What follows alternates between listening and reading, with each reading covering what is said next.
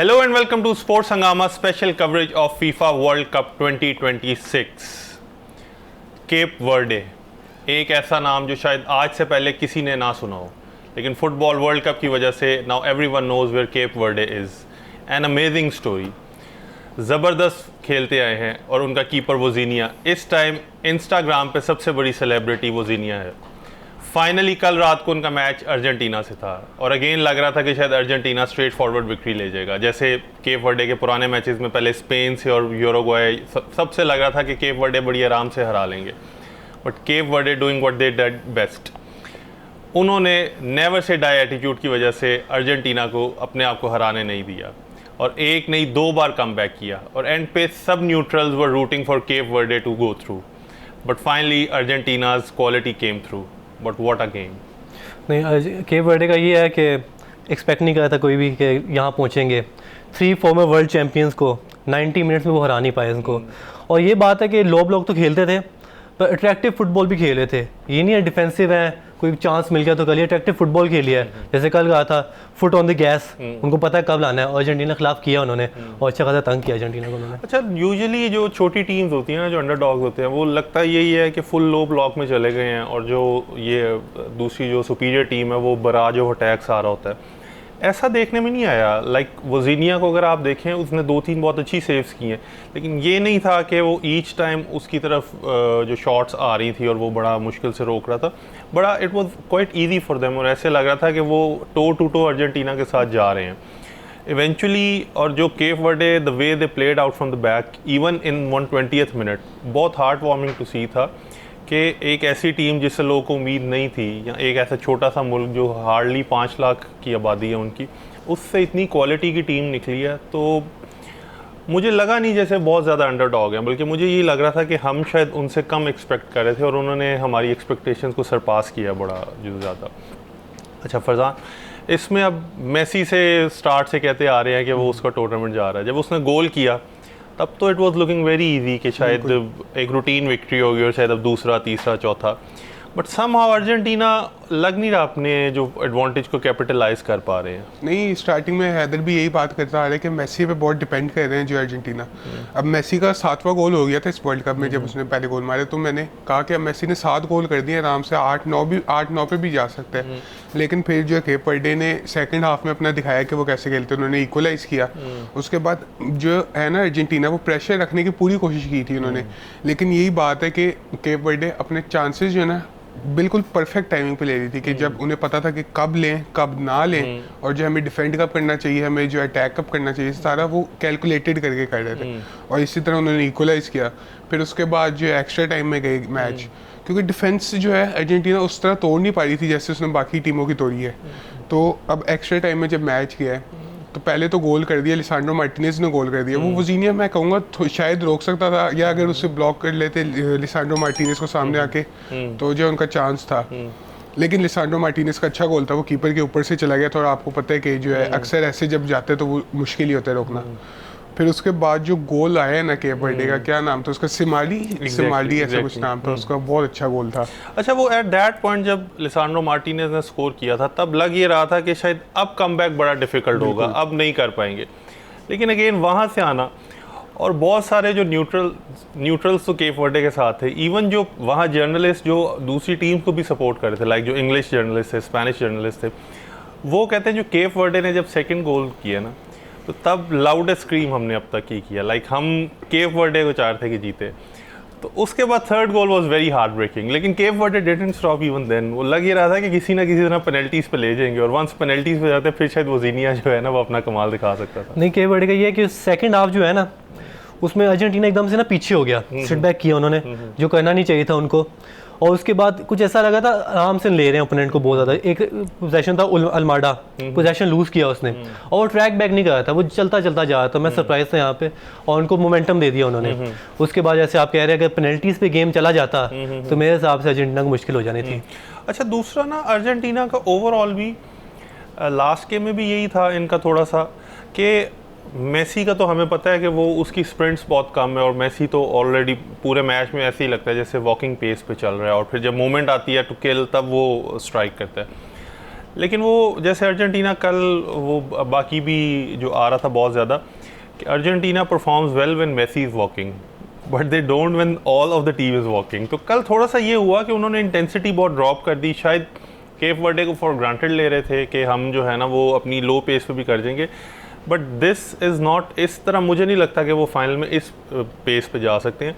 Knockout game में कहते तो ये है कि क्वालिफाई कर ले, लेकिन डू यू फील नाउ कि अर्जेंटीना का थोड़ा सा कल वाले मैच के बाद आगे चल के अगेंस्ट इजिप्ट प्रॉब्लम हो सकती है इन्हें? नहीं, हमने देखा है 2022 में भी जिस तरह अर्जेंटीना स्ट्रगल करता रहा है। क्रोएशिया एक वाहिद मैच था जिसमें पूरा डोमिनेट किया था उन्होंने, पूरा मैच स्टार्ट से लेकर एंड तक। वरना ऑस्ट्रेलिया वाला देख लें, वो भी टाइट मैच किया था, उसके बाद नेदरलैंड को बॉटल किया था 2-0 लीड, और फ्रांस के खिलाफ भी 2-0 लीड बॉटल की थी उन्होंने। तो अभी वही सिनेरियो लग रहा है। और डी मरिया जैसे मैंने कहा था वो मिस कर रहे हैं। वाइट थ्रेड्स इनके पास अभी भी प्रॉब्लम है, इनके पास वाइट थ्रेड्स नहीं है इनके पास, बहुत ज़्यादा मिडल से खेलते हैं ये लोग, और मेसी पे बहुत ज़्यादा डिपेंडेंट है। कल जैसे हमने देखा, कैसे हमने देखा था मेसी वर्सेस कैसियस देखा हुआ हमने, मेसी वर्सेस कोर्टुआ देखा हुआ है, मेसी वर्सेस बुफोन देखा हुआ है, कल मेसी वर्सेस ज़ीनिया देख लिया हमने। अच्छा, जो मेसी बेसिकली है ना, जो मुझे अर्जेंटीना का लग रहा था, वैसे तो ये इंग्लैंड के हाफ में है, तो मुझे इसीलिए लगता है कि इंग्लैंड के शायद चांसेस आगे चल के ईजी हो जाएंगे, क्योंकि इंग्लैंड कैन बीट अर्जेंटीना। उसकी प्रॉब्लम यही है कि मेसी के लिए खेल रहे हैं, सब वी नो अबाउट इट, लेकिन उनके पास कोई अदर वो नहीं लग रहा मुझे, कुछ जो प्लान बी है ना वो बहुत ज़्यादा लैक कर रहे हैं।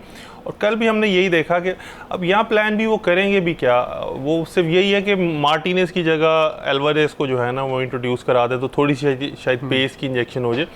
अदर देन दैट मुझे कल अर्जेंटीना के chances overall in the latest stages थोड़े से स्लाइटली कम लगे हैं। कि मैं भी आपको एक हॉट टेक दूं थोड़ी, मैं कहूँगा मैक्सिको इंग्लैंड से जीत जाएगा और अर्जेंटीना मैक्सिको से जीत जाएगा। अच्छा, यानी आप मैक्सिको, वो आपने बता तो नहीं दिया मैक्सिकन फैंस को कि इंग्लैंड ने कहाँ स्टे करना है और वहाँ पहुँच रेडी है, जो चांस लगा सकते हैं मैक्सिको वाले सारे उसकी। अच्छा, वो कल हम कह रहे थे ना कि उन्होंने इंग्लैंड वालों ने अपनी स्लीप का कैसे अरेंजमेंट करना है, वो एक बड़ी अच्छी सजेशन आई है। वो कह रहे हैं कि इंग्लिश प्लेयर्स मैक्सिकन जो टीम है ना उसी के होटल में स्टे कर लें। This is the only way जिससे वो बच सकते हैं, अदरवाइज बड़ा डिफिकल्ट होगा।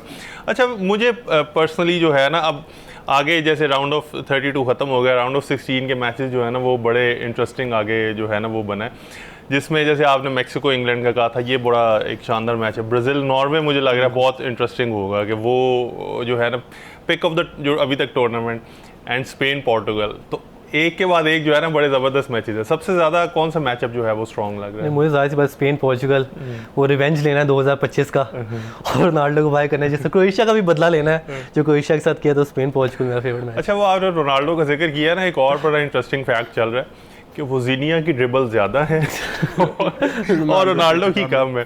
तो वो कह रहे थे कि अब अगर रोनाल्डो को ये स्टैट पता चला ना तो मैच में कुछ हो ना हो, सबसे पहले वो कोशिश करेगा कि उसने ड्रिबल लाजमी करना है। लेकिन स्पेन पोर्टुगल में ये है कि अर्ली फेवरेट्स तो डेफिनेटली स्पेन लग रहा है, और अब Spain is emerging as the only team जो शायद फ्रांस को रोक सकती है।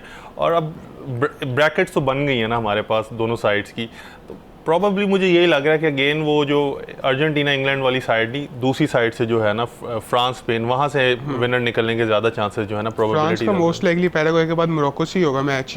तो जो अब देखते हैं कि फ्रांस जो मोरक्को को कैसे हैंडल करता है। अच्छा, फ्रांस पैराग्वे में बाद में आते हैं, पहले कल वो दिल तो नहीं करता जितना ज़बरदस्त मैच हुआ अर्जेंटीना और केप वर्डे का, उसके अलावा किसी और मैच की डिस्कस करने का, लेकिन दो और मैचेस भी थे वो, जिसमें एक तो ऑस्ट्रेलिया और इजिप्ट था। वो मेरे ख्याल से अगर हम कहें कि one of the most boring matches of the world cup था तो शायद वो गलत नहीं होगा। मतलब सो डल, और penalties was the only thing जिसने फिर उसको थोड़ा सा इंटरेस्टिंग बनाया था। उससे भी ज़्यादा इंटरेस्टिंग तो उसको ऑस्ट्रेलियन कोच ने बनाने की कोशिश की है। हम ये बात करते आ रहे हैं कि जो पेनल्टी स्पेशलिस्ट पेनल्टी टेकर उतारते हैं वो नहीं उस तरह परफॉर्म कर पा रहे, तो उसने अगेन थोड़ा सा क्लेवर बनने के लिए जो पोपोविच था ऑस्ट्रेलियन कोच, उसने कीपर ही चेंज कर दिया राइट एट द एंड। और पैट्रिक बीच जो उनका कीपर था ऑस्ट्रेलिया का, बहुत अच्छी फॉर्म में भी जा रहा था, शॉट स्टॉपर भी बड़ा ज़बरदस्त था, कुछ नाम की वजह से ना वो ऑलरेडी बड़ा पॉपुलर हुआ था, तो उसको चेंज करना, और फिर उसके बाद जो आया उसकी जगह वो रैन, वो लग रहा था जैसे उससे भी हाइट में छोटा है, और मुझे अभी तक उसकी सेंस नहीं समझ लगी कि why did he make that decision जो है। और वो फिर इजीली इजिप्ट ने जो है ना उनको पेनल्टीज में very poor performance by Australia. पहले तो ये इजिप्ट और ऑस्ट्रेलिया का कि दोनों डल साइड्स लग रही थी बहुत ज़्यादा। अगर 90 मिनट्स में बराबर हो गया था तो डायरेक्ट पेंस भी चले जाना चाहिए था, जिस तरह की उनको कि दिमाग में उनके ही था। और जैसे आपने मैट रायन की बात की, 6'3" का है बीच और मैट रायन 6 फुट का है, और बीच को इतना जानते भी नहीं है लोग, तो उसे स्टडी भी नहीं कर सकते। आपने देखा मैट रायन जैसे ही आया है तो इजिप्ट ने अपने टैबलेट निकाला है और उसमें उसकी पेनल्टीज देखना शुरू कर दी, जो किलियन एम्बापे की पेनल्टी है, 2 पेनल्टीज उसकी, वो देखी उन्होंने और उनको आइडिया हो गया कि किसकी मूवमेंट क्या है और उन्होंने वो एग्जीक्यूट किया। जैसे एम्बापे ने, वो साला ने माई पेनेंका मारी और दूसरों ने जो, क्योंकि वो ना जल्दी कमिट कर लेता है, उन्होंने वो देखा और वो एग्जीक्यूट किया उन्होंने। वो तो अभी अपना रन अप स्टार्ट नहीं कर रहे थे और जो मैट रायन है वो was already on the floor. तो जैसे आप कह रहे हो ना, वेरी जो क्लेवर डिसीजन बाय इजिप्ट, मैं बड़ा सरप्राइज था।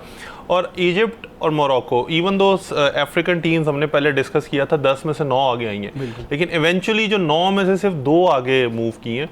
तो मोरक्को के तो डेफिनेटली ज़्यादा चांसेस लग रहे हैं। इजिप्ट का मैच सिंस अर्जेंटीना से है, but Salah on his day can trouble defence as well.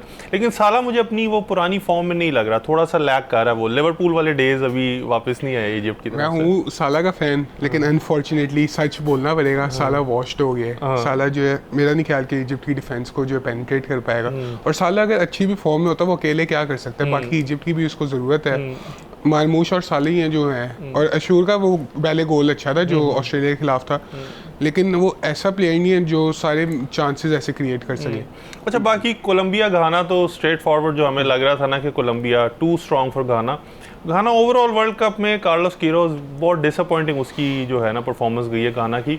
इतना लो ब्लॉक, वो लग ही रहा था जैसे कोई रेलीगेशन स्ट्रगलर्स होते हैं। और Colombia on the other hand, उनको हमने इतना नोटिस नहीं किया, लेकिन emerging as a dark horse, और आगे मैं अब उनका वो पाथ भी देख रहा था ना, वो लग रहा है कि आगे तक जा सकते हैं बड़ा इजीली। कोलंबिया का ये था कि टिपिकल कोलंबियन परफॉर्मेंस थी, और घाना का ऐसा लग रहा था कि वो 2-3 गोल ऊपर है जिससे उनको फिक्र नहीं थी गोल भी हमने मारना है, आराम से वो खेले हैं। तो कोलंबिया उनके लिए टू स्ट्रॉन्ग थी, पर मेन पॉइंट्स वहाँ से ये निकले हैं कि 2 स्टार्टिंग प्लेयर्स इंजर्ड हो गए उनके, हेमेस रॉड्रिगेज और कोर्डोबा। अब देखते हैं उनकी रिकवरी किस तरह होती है, आगे की फैक्टर हो सकता है। अच्छा, वो कार्लोस कीरोस का जो हम बड़ा डिस्कस कर रहे थे, मैं जो सरप्राइज हूँ सबसे ज़्यादा चीज़ से कि इतना बोरिंग उसकी जो सेटअप होता है कि वो बोर यू टू डेथ। और रियल मैड्रिड में जब वो था तो फ्लोरेंटिनो पेरेज ने सारे गैलेक्टिकोस जो है उनका कोच इसको बनाया था। वो मुझे समझ नहीं लगती कि तब इसने कौन सी ऐसी चीज़, तभी फेल हो गए थे वो चैंपियंस लीग में। मैंने कहा कि वो रियल मैड्रिड के इतने अटैकिंग प्लेयर्स और उनका कोच किसको बनाया। वैसे तो सेम प्रॉब्लम रियल मैड्रिड को मुझे लगता है इस दफ़ा भी होने वाली है जब Mourinho will take over them. अच्छा, राउंड अब थोड़ा सा आज के मैचेस पे आते हैं, मोरक्को और कनाडा। अब कनाडा की हम शुरू से बात करते आ रहे हैं, उनके लिए तो बहुत बड़ी अचीवमेंट है राउंड ऑफ 16 में ही पहुंचना। अब कंट्री जो कि आइस हॉकी बहुत ज़्यादा उनकी फेमस स्पोर्ट है, सॉकर जिसको वो अब ये फुटबॉल को सॉकर कहते हैं, तो it is picking up also. तो now it's becoming one of the most famous sport जो है ना, वो कह रहे हैं कि फ़ुटबॉल को भी हम उसी तरह फॉलो करेंगे। मोरक्को के अगेंस्ट उनके चांसेस तो बहुत कम लग रहे हैं। जैसे मैं कैनेडियन जर्नलिस्ट जो है ना, दे वर सेइंग कि अगर हम इनको एक्स्ट्रा टाइम में ही पुश कर लें या इन 90 मिनट्स ना हारें तो वही हमारे लिए एक बहुत बड़ी अचीवमेंट होगी। ओवरऑल चांसेस तो बहुत स्लिम है, लेकिन जो पाकिस्तानी कैनेडियन हमारे बहुत ज़्यादा वो भाई है, उनके लिए कोई होप है आज के कनाडा कोई सरप्राइज कर सकते हैं? नहीं, कनाडा के आप जैसे पाथ देखें जब अभी तक आया इनका, साउथ अफ्रीका, बोस्निया, कतर और स्विट्ज़रलैंड। एक ही स्ट्रॉन्ग टीम थी बीच में, स्विट्ज़रलैंड, जिनसे हार गए थे वो। बाकी उनका पाथ अभी तक ईजी रहा है। ऊपर से मोरक्को को देखें, वो इस चीज़ के आदी हैं, नॉकआउट राउंड्स, हैवी वेट्स को बाहर करना। 2022 में भी किया और अभी भी वो कर रहे हैं, नीदरलैंड को जिस तरह बाहर किया, ब्राज़ील से ड्रॉ किया उन्होंने। तो मुझे लगता है टू स्ट्रॉन्ग है कनाडा के लिए और मोरक्को कंफर्टेबली जीत जाएगा। और आपने तो स्टार्ट में कनाडा को कोई होप नहीं दी, तो अब तो आई डोंट थिंक कि मोरक्को को वो कर सकते हैं। मोरक्को, मैंने स्टार्ट में ये कहा था कि मोरक्को ऐसी टीम हो सकती है जिसकी डिफेंस सबसे अच्छी होगी, लेकिन जो आउट ऑफ पोजीशनिंग है ना, स्पेशली हकीमी की, हकीमी है वैसे विंग, आगे भी जाते पीछे भी आते तो उसका बनते के आउट ऑफ पोजीशन हो जाते, लेकिन वो डिफेंस ना पहले जैसे स्टार्टिंग में उनकी लग रही थी उस तरह नहीं लग रही। लेकिन कनाडा की तो होप ही नहीं है जो है मोरक्को के खिलाफ, तो मोरक्को आराम से जीत जाएगी। अच्छा, मोरक्को का एक है कि अभी तक अटैकिंग डिस्प्ले को उन्होंने बहुत ज़्यादा आउटस्टैंडिंग नहीं किया, 2-3 गोल्स वाला। नॉकआउट गेम्स में आके तो डिफिकल्ट होता है, क्योंकि वंस अगर टीम गो अहेड तो वो थोड़ा सा बैक में भी कोशिश करते हैं कवर करने की। डू यू फील कि आगे चल के जैसे अब मोरक्को का पाथ थोड़ा डिफिकल्ट होने वाला है, पोटेंशियली उनको फ्रांस आई गेस मिलेगी, तो अब ये मैच उनके पास चांस है कि अपना थोड़ा सा अटैकिंग रिदम भी बना लें। साइबेरी के अलावा कोई ऐसा प्लेयर नहीं है उनका जो अटैकिंग में को बहुत ज़्यादा अच्छा कर सका हो। हकीमी भी even though he is making some runs, लेकिन उस तरह नहीं उसके कट बैक्स आ पा रहे। तो डू यू फील कि this is now the time वो अपना थोड़ा सा अटैकिंग वाइज अपने आप को बेहतर कर ले? नहीं, ग्रुप स्टेज में तो ये है ना कि अब दूसरी टीमें ड्रॉ के लिए भी खेल रही होती हैं। जैसे स्कॉटलैंड के खिलाफ मैच था, स्कॉटलैंड का अगर हम ड्रॉ भी कर लें तो हमारे पास चांस है आगे जाने का। बाकी हेटी तो वैसे ही था, पर मोरक्को का ये नॉकआउट मैच आ चुका है और कनाडा को पता है जीतना है हमने, तो मोरक्को जो है चांसेस मिल सकते हैं उनको, स्पेसेस मिल सकती हैं उस तरह की। देखने वाला बैटल होगा डेविस का और हकीमी का जो राइट साइड पे होगा। डेविस अब स्टार्ट, अब वो थोड़ा सा यही है ना कि अभी तक स्टार्ट नहीं किया उसने। अगर आज का मैच डेविस ने स्टार्ट ना किया ना, फिर तो आई गेस चाहे हैदर भी बैक कर देना मोरक्को को, फिर भी मोरक्को जीत जाएगा, फिर भी कोई इतना इशू नहीं है। सबसे लूजर था घाना का मैजिशियन, अर्जेंटीना को उसने प्रेडिक्ट किया कि वो बाहर होएगा और घाना भी उसी दिन बाहर हो गया। तो सबसे बड़ा लूजर वो है। नहीं, स्ट्रॉन्ग कंपटीशन है between Ghana's magician and Haider Khan. Let's see के एंड तक कौन वर्ल्ड कप जीतता है। तो अच्छा, अब दूसरा ये है कि अब फ्रांस और Paraguay, one of the favourites जो है ना अभी तक फ्रांस जा रहा है। अगर आज फ्रांस ने अगेन एक डोमिनेंट डिस्प्ले दिखा दिया तो ओवरऑल अब जो टीम्स है ना वो फिर एक जो उसके ऑरा से भी परेशान है कि ये जो है ना टीम टू बीट वाला उसका सिस्टम जा रहा है। अर्जेंटीना के पास कल चांस अगर तो मैसी वाला 2-3 गोल कर देते ना तो वी कुड से कि अर्जेंटीना एक स्ट्रॉन्ग कंटेंडर होगा। अगर आज कोई जर्मनी पैराग्वे जैसा नहीं अपसेट होता तो आई गेस फ्रांस को जो है ना वो ऑड्स ऑन फेवरेट हो जाएंगे टू विन द वर्ल्ड। नहीं, पहला क्वेश्चन ये है, क्या फ्रांस जर्मनी है? नहीं। क्या पैराग्वे आउट स्कोर कर सकता है फ्रांस को? नहीं। क्या फ्रांस गोल मारेगा उनको ढेर सारे? हाँ। मैं ये कहता हूँ कि आज का जो मैच है टेलीवाइज नहीं होना चाहिए। इस पर रिस्ट्रिक्शन लग जानी थी एज की जो फ्रांस करेगा इनके साथ। थोड़ा सा French supporter, being a French supporter, आपको टेंशन तो अब आपको पता चल जाना चाहिए, आपको पता चल जाना चाहिए मैं क्यों बात कर रहा हूँ ये। अच्छा, हैदर बोल रहा था फरजान थोड़ा घबराई जा रहा था कि ये हो क्या रहा है फ्रांस के साथ। मुझे थोड़ा अंदर दिल जो है धड़कना ज्यादा तेज हो गया था मेरा। नहीं, बट अब आई गेस पैराग्वे से तो कोई डिफिकल्टी नहीं होगी। मैंने कहा या तो फैक्ट्स बोलेगा या तो नजर लगेगी बस। नहीं, फैक्ट्स ही बोले मैंने वैसे तो। नहीं, वो हमें आप थोड़ा तसल्ली में रहो। फ्रांस को इंग्लैंड ने जाके हराना है फाइनल में, फाइनल तक का तो मैं आपको पहले ही बताया मैक्सिको जीत जाएगी, आप तो अपने उम्मीद कम रखे थोड़ी। अच्छा, फरजान कह रहे हैं कि संडे को ही आपका सफर जो है ना वो खत्म होने वाला है, आप अपनी जो शर्ट है ना वो यहाँ लाके पीछे। अच्छा, ये मैं कह रहा था कि जर्मनी वाली जैसी बात ने हैदर ने की कि जर्मनी फ्रांस नहीं है। जर्मनी की ये बात है कि हमने स्टार्टिंग से देखा था कि जर्मनी की डिफेंस भी लीकी थी और उन्हें गोल हो जा रहे थे। वो 7-1 जो कुसराओ के साथ था, उन्हें एक गोल भी नहीं मारना चाहिए था वैसे तो, लेकिन जो है 7 गोल मारी वो तो बड़ी बात है आगे से। लेकिन फ्रांस का ये है कि उनकी जैसे डिफेंस है ना, बेशक वो उतनी बेहतर नहीं है बाकी टीमों से, जैसे मोरक्को की डिफेंस कह लें, मोरक्को में मैं कहूँगा फिर भी बेहतर है फ्रांस से, लेकिन फ्रांस को पैराग्वे ट्रबल नहीं कर सकती। या इतना हद तक जाऊँगा, कोई भी टीम ऐसी नहीं है जो फ्रांस को बहुत आराम से रोक सके, बहुत मुश्किल से रोकेगी। स्पेन नहीं लग रहा आपको करंट फॉर्म में? मैं यही कह रहा हूँ कि स्पेन या अर्जेंटीना जैसी जो टीम है ना वो बहुत स्ट्रगल करेंगी, और जो हम अच्छा मतलब जैसे हैवी किस्म का मैच होता है ना, जैसे फ्रांस वर्सेस अर्जेंटीना हुआ था 2022 में, उस तरह का मैच हम देख सकते हैं। डोमिनेट नहीं कर पाएगा कोई। हाँ। अच्छा, वैसे अभी तक जो वर्ल्ड कप है ना इतना स्ट्रेट फॉरवर्ड जीत कोई नहीं पाया हुआ। वो जब भी जो ऐसे ऑड्स ऑन फेवरेट्स होते हैं फ्रांस के, वो हाँ 2018 में यू कुड से कि तब फ्रांस लग रहा था, लेकिन तब फ्रांस ऐसे ऑड्स ऑन फेवरेट्स नहीं थे। तब एम्बाप्पे का तो वो ब्रेकआउट ईयर था ना, और Croatia somehow made it in the final. वरना आप लास्ट देखें, हाँ 2002 में आप कह सकते हैं कि ब्राज़ील जो अपनी रोनाल्डो, रिवाल्डो, रोनाल्डिनियो था 2006 में आया था, वो दैट ब्राज़ील जो था ना 2002 वाला टाइम, उसमें आप थोड़ा सा कह सकते हैं कि जो अर्ली फेवरेट्स चलते आ रहे थे और एंड तक कैरी किया। अदर देन दैट जो है ना वो हमेशा यही एक ना एक जगह पे स्टम्बल कर जाता है, और खैर मुझे तो लग रहा है फाइनल में स्टम्बल करेंगे। आप कह रहे हो इंग्लैंड ही पहले स्टम्बल कर जाएगा। फाइनल में क्यों करेंगे, सेमीफाइनल में करेंगे ना, स्पेन से जब मुकाबला होगा। दो बहुत बड़ी हर्डल्स है आपके पास, और मुझे तो आज ही बहुत बड़ी हर्डल लग रही है। पैराग्वे ना कहीं अपसेट कर जाए। कल आज पैराग्वे हराए, कल पैराग्वे में छुट्टी हो और कल फरजान की भी छुट्टी हो। अभी ऐसी बात कह रहे हैं आपके, जो आप चाह रहे थे कि उसरा जर्मनी से जीत जाए, इस तरह वाली बात कह रहे हैं। तो वो अब देखते हैं जो है ना वो कैसे करेगा। अच्छा, दूसरा एम्बाप्पे और मेसी ने तो कल गोल स्कोर कर दिया। वो जैसे कहते हैं ना दोनों अपना एक एक पंच लगा रहे हैं, तो एम्बाप्पे के पास आज चांस है अपना थोड़ा सा उससे गैप बनाने का कि वो मेसी को ओवरटेक करने का। और डू यू फील कि अब आज फ्रांस तो अच्छा करेगा ही, तो आज अब वो जैसे ये डेम्बेले और एम्बापे में चल रहा है कि एक मैच वो करता है, दूसरे में दूसरा असिस्ट करता है, आज फिर एम्बापे की बारी है गोल आज करने फिर की। एम्बापे की बारी। अभी मेसी 7 पे ना, मेरे ख्याल से एम्बापे 6 पे पे है। है। तो आज मैं कहूँगा कि एम्बापे का ब्रेस होगा कम से कम, और 4-0 पैराग्वे से वो जीत जाएंगे। बहुत कॉन्फिडेंट जा रहा है वो। नहीं एक्सपेक्ट भी कर रहे हैं पैराग्वे से, क्योंकि अगर पैराग्वे ने कुछ भी रिजल्ट लेना है बिल्कुल डिफेंसिव है, काउंटर्स का तो सोचे भी ना, वो आगे जाने का सोचे भी ना, पूरे 11 के 11 बॉक्स में रखें तभी कुछ कर पाएंगे वो, वरना मुझे अल्ट्रा कुछ नहीं हराम बॉल। लगता। नहीं वो अब मुझे तो इवन ये भी लग रहा है कि शायद ये करने के बाद भी जो है ना, मतलब 1-0 और 2-0 जो डिफीट है ना, वो that would be very acceptable for. लेकिन ये है अब ओलिसे को देखने किस तरह रोकने की वो ट्राई करते हैं कि नहीं, क्योंकि ओलिसे को बहुत पॉइंट आउट कर रहे हैं, सब कह रहे हैं कि अगर इसको सप्लाई रोक दिया ना, बट पैराग्वे के पास कोई ऐसा प्लेयर नहीं है जो ओलिसे को रोक पाएगा। तो लेट्स सी कि जो है ना फाइनली पैराग्वे फ्रांस को रोक पाता है या फ्रांस मजीद अपना जो फेवरेट्स वाला टैग है ना उसको और ज़्यादा आगे कैरी करता है। एम्बापे के पास चांस है आज टू पुल थ्रू। मेसी ने 1 गोल कर दिया है और अब बड़ा नेक एंड नेक कंपटीशन चल रहा है। हालैंड और केन इस जो गोल्डन बूट वाली रेस में है तो सही, लेकिन इवेंचुअल विनर लग यही रहा है कि मेसी और एम्बापे में से होगा। दो हैदर माइट डिसएग्री और शायद केन वो एक्सपेक्ट नहीं मैसी करके खुश हूँ मैं, इसमें कोई नहीं है कि केन जीतेगा तो बल्कि कह रहे मैंने कहा ही इसलिए था केन था कि वो तो रेस से बाहर होगा। तो बाकी ये आपने हमारी डिस्कशन सुनी, कल सेम टाइम पे आपसे मुलाकात होगी। स्पोर्ट्स हंगामा में हमारे साथ रहिएगा।